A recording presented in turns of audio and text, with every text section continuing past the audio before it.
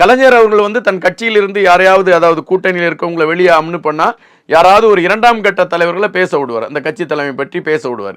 ஒருவேளை தவறுதலாக அந்த 2ஆம் கட்ட தலைவர்கள் பேசிட்டா உடனே கலைஞர் கூப்பிட்டு நீ உடனே மன்னிப்பு கேள் அப்படின்றவார்.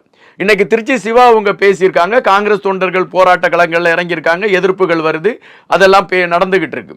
ஆனால் இதுவரை முதல்வர் மு.க. ஸ்டாலின் அவங்க வந்து திருச்சி சிவா அவங்க செய்து தப்பு, இனி அப்படி பண்ண உடனே மன்னிப்பு கேள் அப்படிங்கிற ஒரு வார்த்தையே சொல்லல.